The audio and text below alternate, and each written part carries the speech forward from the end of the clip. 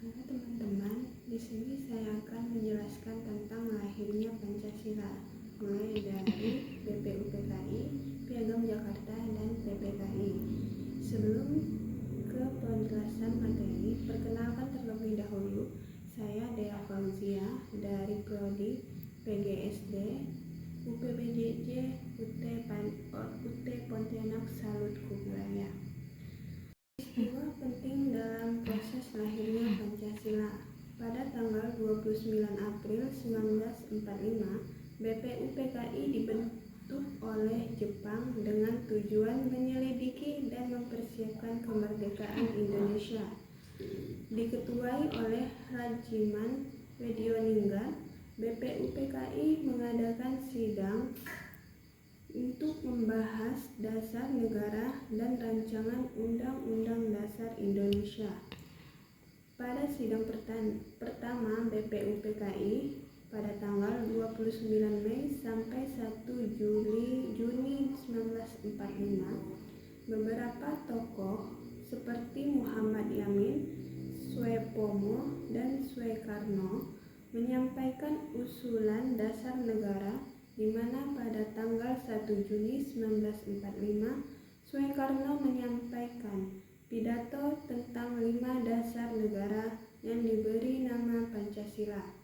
Peristiwa ini menjadi awal lahirnya Pancasila. Setelah sidang pertama BPUPKI, dibentuklah Panitia 9 yang bertugas merumuskan dasar negara. Panitia ini dipimpin oleh Soekarno yang beranggotakan tokoh nasional lainnya. Pada tanggal 22 Juni 1945, Panitia 9 menghasilkan rumus yang disebut Piagam Jakarta. Dalam Piagam Jakarta terdapat rumus dasar negara yang kemudian menjadi cikal bakal Pancasila. Setelah BPUPKI dibubarkan, Jepang membentuk PPKI pada tanggal 7 Agustus 1945 yang diketuai oleh Soekarno dan bertugas mempersiapkan kemerdekaan Indonesia dan termasuk mengesahkan Undang-Undang Dasar serta memilih presiden serta wakil presiden. Setelah Indonesia merdeka pada tanggal 17 Agustus 1945, PPKI mengadakan sidang keesokan harinya pada tanggal 18 Agustus 1945, di mana dalam sidang tersebut PPKI mengesahkan Undang-Undang Dasar 1945, menetapkan Soekarno menjadi presiden dan Muhammad Hatta sebagai wakil presidennya, serta menetapkan Pancasila sebagai dasar negara Indonesia. Pada sidang ini juga dilakukan perubahan sila pertama Piagam Jakarta menjadi Ketuhanan Yang Maha Esa.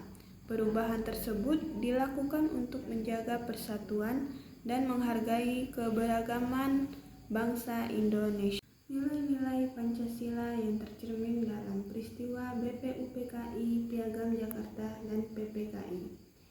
Yang pertama, nilai musyawarah. Dalam sidang BPUPKI dan PPKI, para tokoh bangsa berdiskusi dan bertukar pendapat untuk menemukan dasar negara serta konstitusi Indonesia. Hal ini mencerminkan sila keempat dalam Pancasila. Yang kedua, nilai persatuan. Perubahan sila pertama Pancasila dalam Piagam Jakarta menjadi Ketuhanan Yang Maha Esa menunjukkan semangat persatuan dan mengutamakan kepentingan bangsa di atas kepentingan golongan. Hal ini mencerminkan sila ketiga dalam Pancasila. Yang ketiga, nilai toleransi dan menghargai perbedaan. Dalam proses perumusan dasar negara, para tokoh saling menghormati pendapat dan perbedaan keyakinan. Sikap ini menunjukkan toleransi dan rasa saling menghargai antar golongan. Nilai ini sesuai dengan sila pertama dan sila kedua dalam Pancasila. Yang keempat, nilai cinta tanah air. Semua tokoh yang terlibat dalam BPUPKI dan PPKI memiliki tujuan yang sama, yaitu mempersiapkan kemerdekaan Indonesia dan membentuk negara yang berdaulat dan merdeka. Yang terakhir, nilai tanggung jawab. Para anggota BPUPKI dan PPKI menjalankan tugas dengan penuh tanggung jawab demi masa depan bangsa Indonesia. Mereka bekerja sama menyusun dasar negara dan undang-undang dasar untuk kepentingan rakyat. Refleksi bagi generasi muda. Pelajaran penting yang dapat diambil dari sejarah lahirnya Pancasila adalah bahwa perbedaan pendapat bukan untuk memecah belah, tetapi dapat diselesaikan melalui musyawarah dan toleransi. Para pendiri bangsa memberi contoh bahwa menjaga persatuan jauh lebih penting demi terciptanya negara yang damai dan kuat.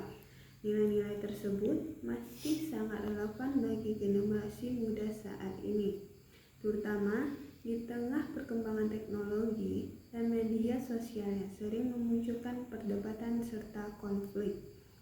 Generasi muda perlu menerapkan nilai Pancasila dengan cara menghargai perbedaan suku, agama, dan pendapat, menggunakan media sosial secara bijak, menjaga persatuan, serta memiliki semangat gotong royong dan cinta tanah air. Dengan memahami sejarah lahirnya Pancasila, generasi muda diharapkan dapat lebih menghargai perjuangan para pendiri bangsa dan menjadikan Pancasila sebagai pedoman dalam kehidupan sehari-hari. Baiklah, sekian penjelasan dari saya. Terima kasih.